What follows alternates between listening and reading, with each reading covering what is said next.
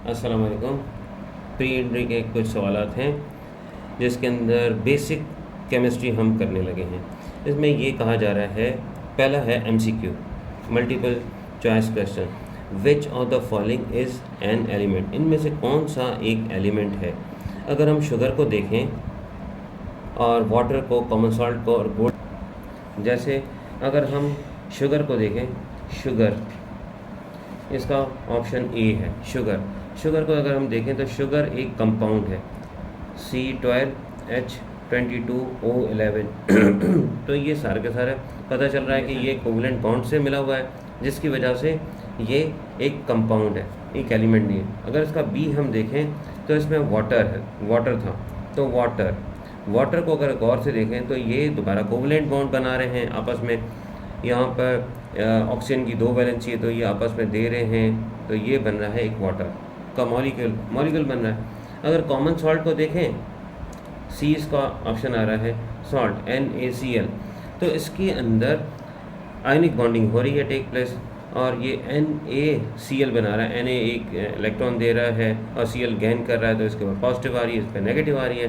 तो इससे भी पता चलता है कि क्वेश्चन ये था हमारा कि एलिमेंट कौन सा है। इनमें तीनों में से एलिमेंट कहीं पे नहीं है, सारे के सारे ये आपस में जुड़े हुए हैं, तो मॉलिक्यूल बना रहे हैं, क्रिस्टल बना रहे हैं वगैरह।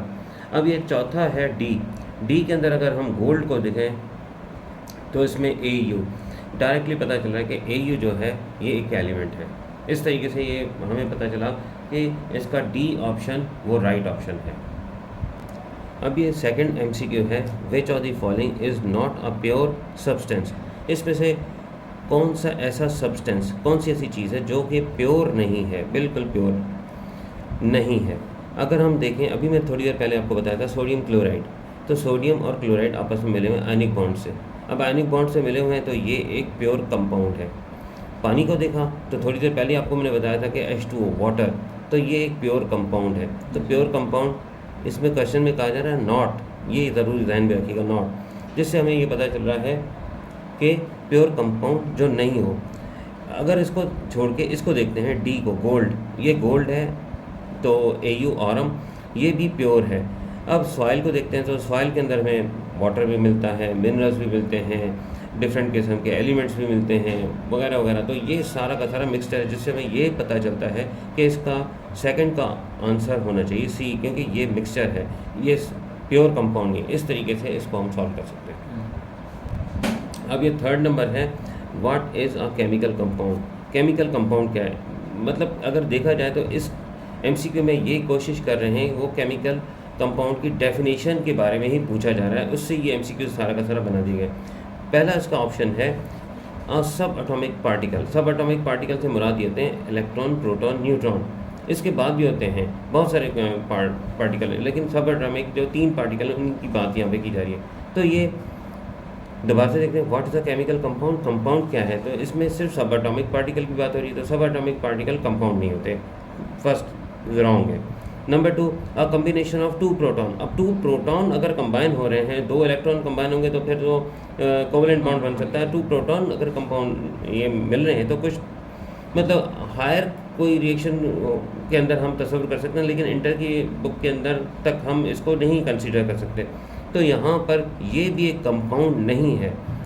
अगर हम C को देखें, अ कम्बिनेशन ऑफ 2 और मोर केमिकल एलिमेंट्स। अब 2 या 2 से ज़्यादा केमिकल एलिमेंट आपस में मिल जाएं तो वो बन सकता है कंपाउंड। जैसे एक है H, दूसरा है O, आपस में मिल जाए तो H2O बनाएगा, तो इससे पता चलेगा ये केमिकल कंपाउंड है।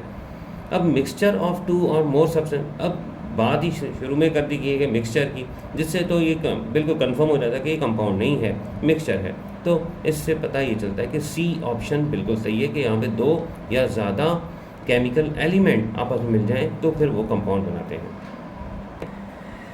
अब ये इसके बाद नेक्स्ट MCQ आ रहा है, विच ऑफ द फॉलोइंग, नीचे दिए गए मंदर जजीर, रिप्रेजेंट एन एलिमेंट। कौन सा, ये 4 ऑप्शन आएंगे, अभी 2 ये लिखे हुए, दूसरे 2 ऊपर हैं, तो अभी मैं आपको शो करता हूँ।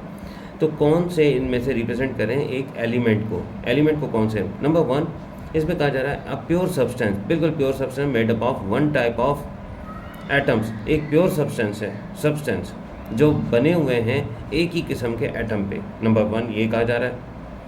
अब प्योर सब्सटेंस एक ही किस्म के एटम पे, अब प्योर सब्सटेंस का मतलब है कि पानी है वो भी प्योर है, तो उसका एक किस्म के सब्सटेंस हुए, उसके अंदर ना आ जाएंगे ऑक्सीजन और हाइड्रोजन के एटम्स, तो ये तो एलिमेंट की तो बात नहीं हुई, ये तो कंपाउंड की बात हो गई। इस तरीके से अगर इसको देखें, अ pure substance made up of 2 और मोर टाइप ऑफ एटम्स, एक प्योर सब्सटेंस है, दोबारा से घुमा के इन्होंने बात कर दी है, अ pure substance made up of 2 और मोर, 2 या 2 से ज़्यादा एटम पे मुश्तमिल हों, एक ही किस्म के हों, प्योर सब्सटेंस हों, पर जब 2 या 2 से ज़्यादा टाइप के मुख्तलिफ़ किस्म के होंगे तो ये भी एलिमेंट नहीं होगा।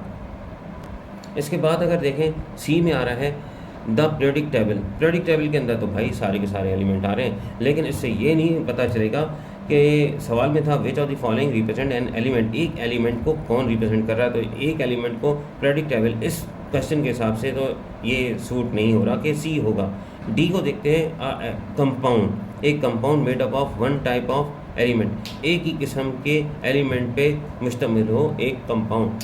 अब ये कहीं ना कहीं से ये मेल खा रहा है इसके जवाब को, मतलब एग्जैक्टली ये कह रहे हैं, कहने की कोशिश कर रहे हैं कि एक किस्म का कंपाउंड है, जैसे आपने कंपाउंड उठा लिया है, कंपाउंड तो इसमें नहीं कहा जा सकता है, एक एलिमेंट उठा लिया है, एलिमेंट जिसके अंदर एक ही किस्म के हैं, जैसे आपने सोडियम उठा लिया तो उसके अंदर सारे के सारे एटम्स एक जैसे होंगे सोडियम के, तो उससे पता चलेगा कि एक ही एलिमेंट है सोडियम। अगर आपने आयरन उठा लिया, फेरम, तो उसके अंदर एक ही किस्म के सारे एटम्स होंगे।